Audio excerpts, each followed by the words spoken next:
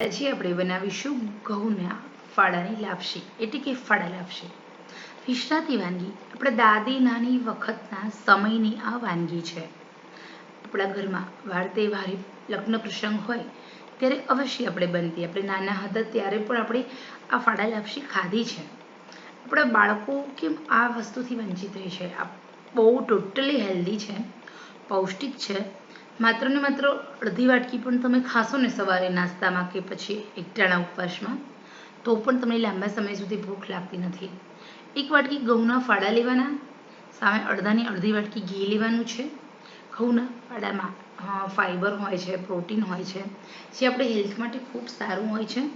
આ ઘઉંના ફાડા છે એ ફટાફટ બની પણ જાય છે, મહેનત એકદમ ઓછી અને ઓછા બજેટમાં બની જાય છે. આપણા ઘરે જ્યારે કોઈ ગેસ્ટ આવે છે ત્યારે આપણે ગુજરાતીમાં સ્વીટ સર્વ કરવાની, મહેમાનોના સ્વાગતમાં આપણે કોઈ મીઠાઈ બનાવવાની પરંપરાગત છે. તો આપણી દેશી મીઠાઈ છે વન ટાઈપ ઓફ. સસ્તું ભાડું છે અને શીતપુરની યાત્રા છે.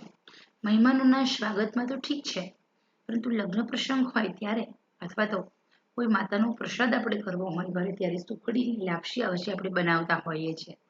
તો એમાં તમે આ ફાડાની લાપસી બનાવી શકો છો. ઘઉંના ફાડાને શેકવાના છે.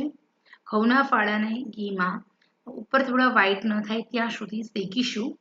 ત્યાર પછી એમાં જે રીતે ઘી છૂટું પડવા લાગે એ પછી આપણે એમાં 4 વાટકી પાણી ઉમેરવાનું છે. જેનું મેઝરમેન્ટ છે 1 વાટકી ઘઉંના ફાડા હોય તો સામે 4 વાટકી પાણી, અને હા, થોડી ટેસ્ટ અકોર્ડિંગ ખાંડ અથવા ગોળ. બીજું, તમારે આવા ડ્રાયફ્રૂટ્સ એડ કરવા છે, કિસમિસ એડ કરવું છે તો તમે અત્યારે ઘઉંના ફાડા જ્યારે શેકો છો ત્યારે તમે કાજુ, બદામ, પિસ્તા સાથે કિસમિસ બધું જ વસ્તુ એડ કરી શકો છો. શેકતી વખતે જ ઉમેરી દેવાની છે અને એકદમ મીડિયમ આંચે 2 થી 3 મિનિટ સુધી આપણે આ ઘઉંના ફાડાને શેકવાના છે. મીડિયમ આંચે જ શેકવાના, જેના કારણે એકદમ સરસ રીતે આપણા જે ઘઉંના ફાડા છે છૂટા છૂટા બને, દાણેદાર બને અને આપણા ઘઉંના ફાડાની જે લાપસી છે બહુ સરસ બનશે. તો હવે અહીંયા તમે જોઈ શકો છો જે ઘી છે તે છૂટું પડી રહ્યું છે. આપણા ફાડા છે તે શેકાઈ રહ્યા છે. ઉપર જે ઘઉંના ફાડા હોય એ ઉપરથી વ્હાઈટ થાય છે. તો બસ આ જ રીતે તમારે ઘઉંના ફાડાને શેકવાનું છે અને પછી એમાં પાણી ઉમેરવાનું અને સાથે સાથે આપણે ખાંડ પણ ઉમેરવાની. ઓકે, તો આ જે પ્રોસેસ છે તે બહુ સરસ મજાની પ્રોસેસ છે. બસ આ જ તમારી આ જે પ્રોસેસ છે એ ટાઈમે તમારે એમાં એડ કરવાનું છે પાણી.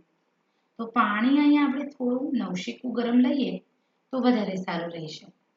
જો કે ઠંડુ પાણી હોય એટલે કે ગોળાનું હોય તો પણ ચાલે, પરંતુ થોડું નવશેકું ગરમ પાણી હશે તો કુકરમાં એકદમ ફટાફટ સીટી બોલાશે. તમારા ઘઉંના ફાડાને ચડતા વધારે સમય નહીં લાગે. તો જ્યારે પણ શેકો છો ત્યારે તમારે ગરમ પાણી હોય એ ઉમેરી દેવાનું. હવે આપણે જોઈએ તો ધીરે ધીરે આપણા જે ફાડા છે એમને મસ્ત ચડી જશે. પણ પાણી ઉમેરી દેવાનું, પાણી ઉમેરી હલાવી લેવાનું. હલાવ્યા પછી તમારે ટેસ્ટ અકોર્ડિંગ ખાંડ અને ઇલાયચી ઉમેરવી હોય તો ઉમેરી દેવાની છે.